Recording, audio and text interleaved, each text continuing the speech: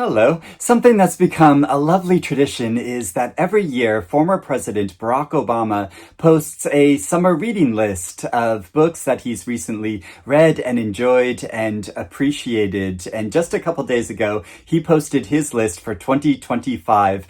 This has come a bit later than it usually does, but there's a lot going on in the world and he's been busy. But in honor of this late summer list, I'm wearing a summery top. So I want to go through this group of 10 books and give brief descriptions of them if I have any thoughts or feelings about them or interesting bits of extra information about them. And I would love to hear if you have read any of these books or if you're interested in reading them now that Obama has endorsed them. And something I really enjoy about his lists is there's always a mixture of some books that I have read. So I've read 3 of these titles so far. And then there are other books that I've not read, but I've been wanting to read. And then some books that I've never even heard of before, but I'm going to get into all of the details about all of them. And Obama also used this opportunity to celebrate the fact that soon there will be a new branch of the Chicago Public Library opening.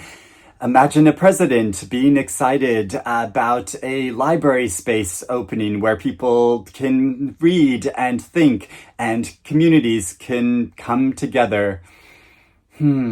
First, there is the biography, Mark Twain by Chernow, and the author is famous for writing biographies of a number of celebrated American figures, most notably Alexander Hamilton. And this is looking at the life of one of America's greatest writers, looking at his troubled past, how he was a bona fide celebrity within his lifetime and went on very lucrative speaking tours and was welcomed by different governments from all around the world, but also how he was really bad with finances, that he invested in so many get-rich kind of schemes in which he lost huge amounts of money and so had to tour and work continuously to try to pay off so many debts, but also how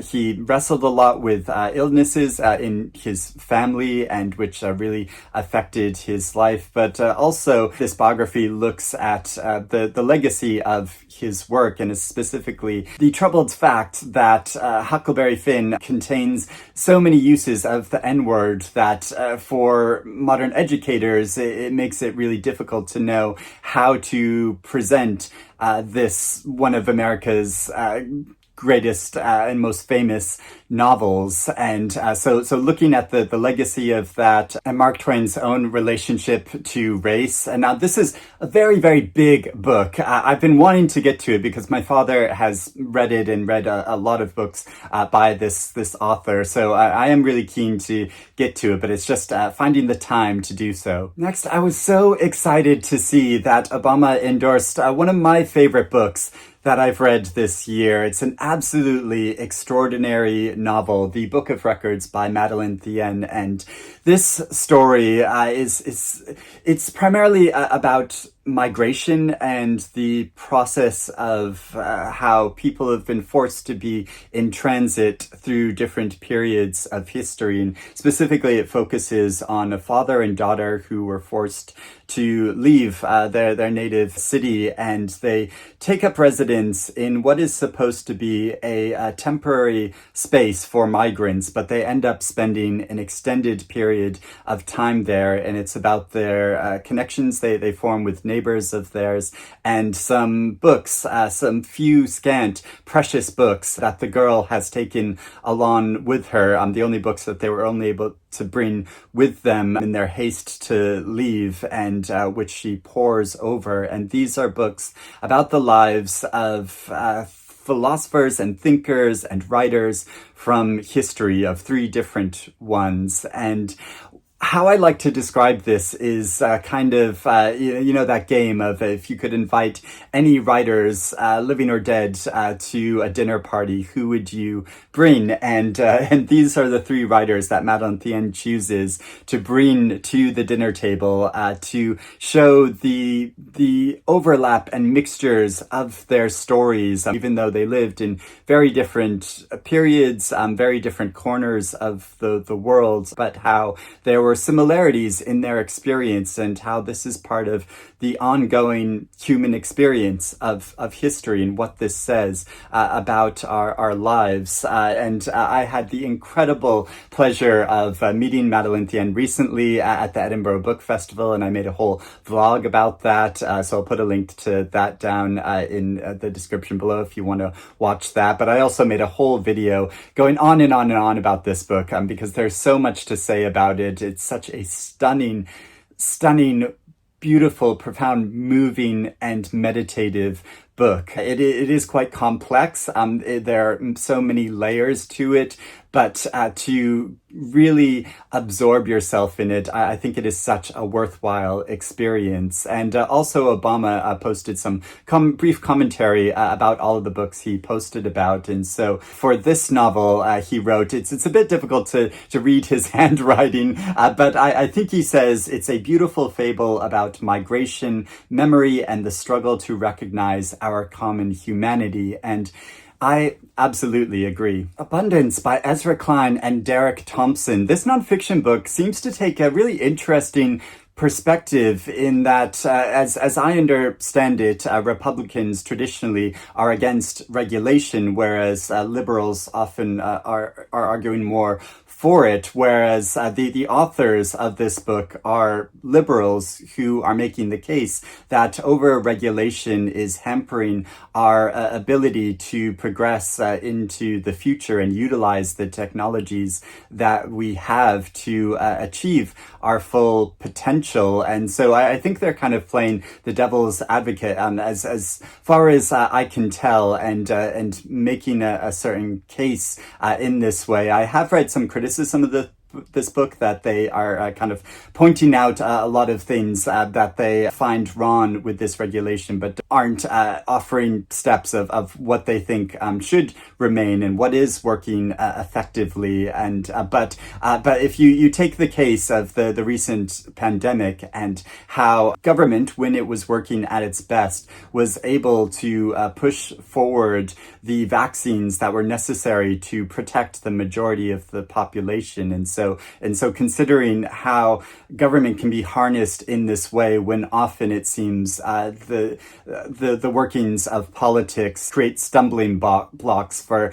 any change to actually happen. So I'm interested in reading this book, but will probably do so cautiously. King of Ashes by S.A. Cosby. And I know that this is an author that Obama is really keen on because he's included books by Cosby in his lists before. And this is a novel about a family and following a man who has left his family business to move to another city and set up a life for himself as a financial advisor. But he's called back to his family home when he's told that his father has been involved in a very serious accident, but he finds there that his brother is in huge financial trouble, and so he goes about trying to sort that out, as well as discover the mystery of their missing mother. And this is meant to be a very gripping tale. I've heard one reader called it a modern Shakespearean tragedy, and I think it sounds excellent. Rosarita by Anita Desai, and this is a short novel about a young Indian woman who is traveling through Mexico,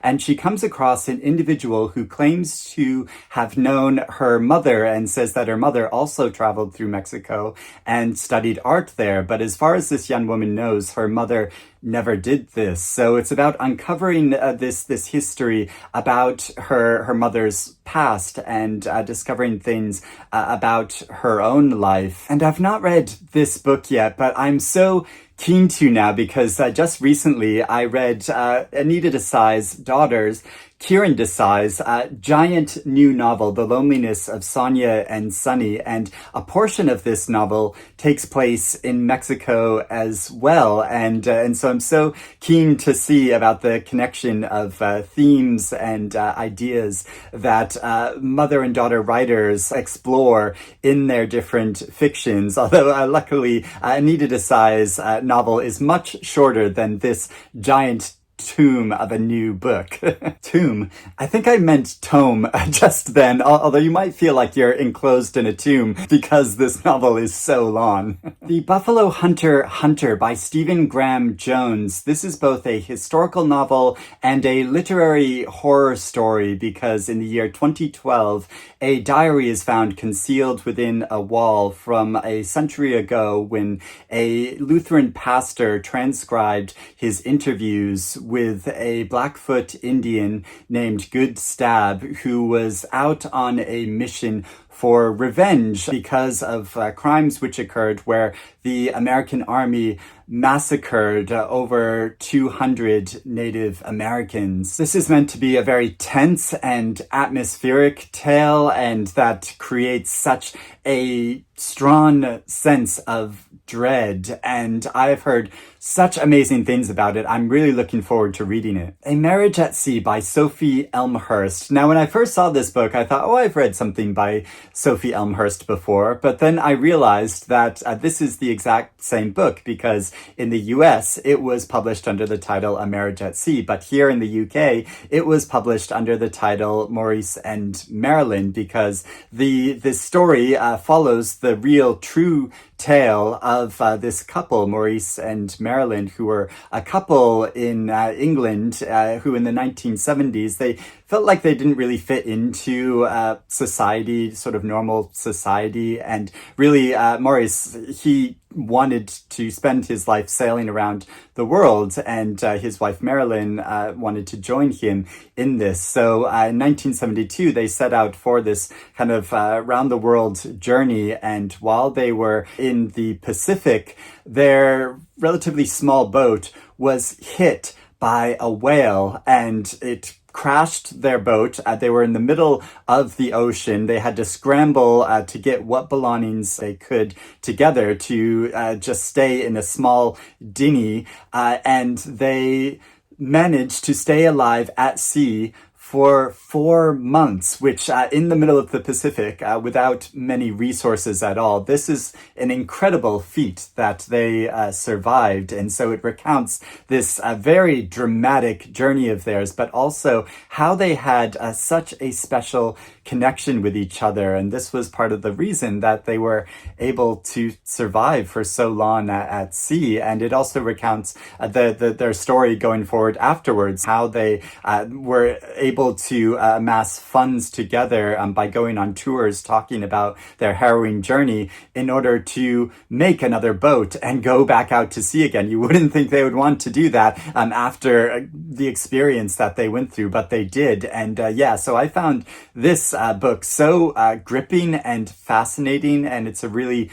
beautiful love story. And it was wonderful. Earlier this year, I saw this book win the gold prize at the Nero Book Awards, and Sophie Elmhirst went to receive that award and gave such a wonderful speech. So it's wonderful to see this book going on to achieve even more success. Audition by Katie Kitamura. Now this is, I keep describing this as a very tricksy novel because I knew that there was going to be a twist in this story, but the one that happens when I went to read it wasn't what I was expecting. So it follows a woman who is an actress in New York City and has a husband, and about how she goes to meet a young man at a restaurant. And it's about the events that follow and about her ambiguous connection with this young man, and but is more about her identity and her sense of self-consciousness of